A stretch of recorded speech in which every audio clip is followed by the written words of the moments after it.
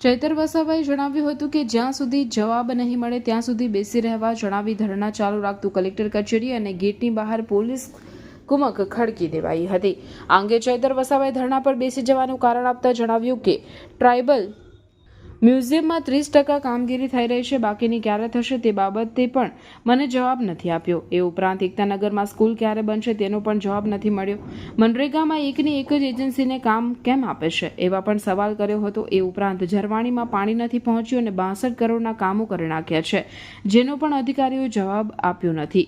સંકલન સમિતિમાં કોઈ અધિકારીઓ જવાબ નથી આપતા તો શું કામ અમને બોલાવે છે? માત્ર ચા નાસ્તો કરવા બોલાવે છે? એવો માર્મિક સવાલ પણ ચૈતર વસાવાએ ઉઠાવતા તંત્ર દોડતું થઈ જવા પામ્યું હતું। આમ આદમી પાર્ટીના ડેડિયાપાડાના ધારાસભ્ય ચૈતરભાઈ વસાવા નર્મદા જિલ્લાના કલેક્ટરની બેઠકને છોડીને ધરણા પર બેઠા હતા। આ દરમિયાન તેમણે મીડિયા સમક્ષ પોતાની વાત રજૂ કરતા જણાવ્યું કે ગુજરાતભરમાં 41 જેટલા તાલુકાઓનો વિકાસશીલ તાલુકામાં સમાવેશ થયો છે, જેમાંથી ડેડિયાપાડા અને સાગબારા તાલુકા પણ મારા વિસ્તારમાંથી આવે છે, જેમાં 4 કરોડ રૂપિયાનું બજેટ આવ્યું હતું। ત્યારબાદ અમારી મિટિંગો થઈ અને પ્રભારી સચિવના અધ્યક્ષસ્થાને ડેડિયાપાડાના 100 ખેડૂતો અને સાગબારાના 100 ખેડૂતો માટે સિંચાઈના બોર મીટરો મંજૂર કર્યા, પરંતુ બાદમાં જિલ્લા આયોજન અધિકારીએ એજન્સીના ઇશારાએ કામો બદલી કાઢીને 20-20 લાખના તળાવો બાયોગેસ મંજૂર કરી દીધા છે, તો તેમણે લોકોને બિનઉપયોગી હોય તેવા પ્રોજેક્ટને મંજૂર કરીને ગેરરીતિ આચરી છે અને આજે અમે અમારા કામના સમાવવા માંગો છો કે કેમ તે સવાલો કર્યા, પરંતુ કોઈ જવાબ આપવા તૈયાર નથી।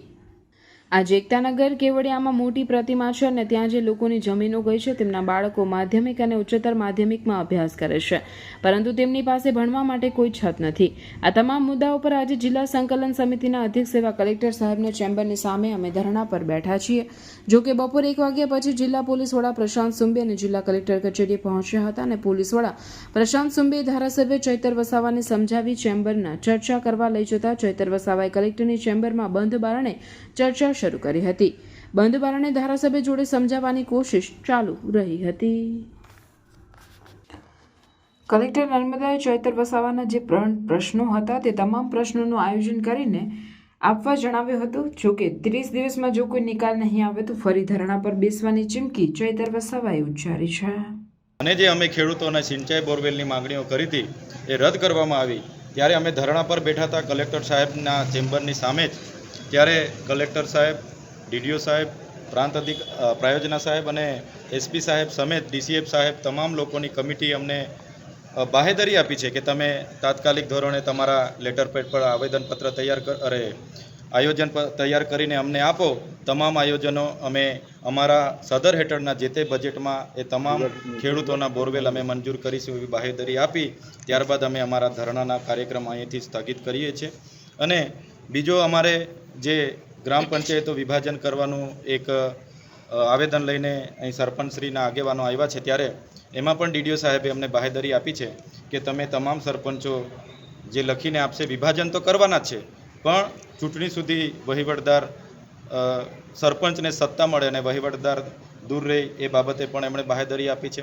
સાથે મનરેગા યોજનામાં જે એજન્સી બારોબાર નક્કી થઈને મટીરિયલ ન નાખવા છતાં કરોડો રૂપિયાના ભ્રષ્ટાચારો થયા છે એમાં પણ તપાસ કરવાની વાત થઈ છે। સાથે 5 કરોડ 82 લાખમાં જે સિંચાઈ વિભાગ નર્મદા દ્વારા જે પૈસા બોર મોટર માટે હતા તે ચેકડેમો વાપરીને બારોબાર ગેરરીતિઓ કરી છે એ બાબતે પણ પ્રાયોજના સાહેબે તપાસ કરવાની બાહેધરી આપી છે।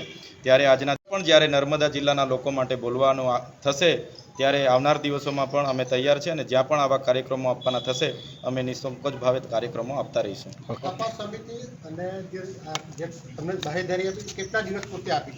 એમણે હાલના તબક્કે મને કીધું કે તમારું જે પણ આયોજન છે પ્રાયોજના સાહેબ, ડીડીઓ સાહેબ અને કલેક્ટર સાહેબે મને બાહેધરી આપી છે કે અમને આપી દો, અમારા સદર હેઠળના જે પણ બજેટો છે એમાં સમાવીને તમારા આયોજનો અમે મંજૂર કરીશું। સાથે આ વર્ષના વિકાસશીલ તાલુકાની જોગવાઈઓમાં પણ તમારા આયોજન લેવામાં આવશે।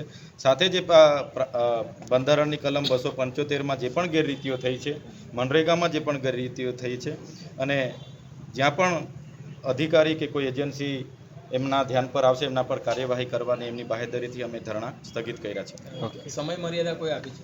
એમણે હાલના તબક્કે અમને અમારા પર આયોજન માંગેલું છે। 2 દિવસની અંદર હું મારું પોતાનું આયોજન આપી જઈશ અને 7 દિવસ 10 દિવસની અંદર એ મંજૂર થાય।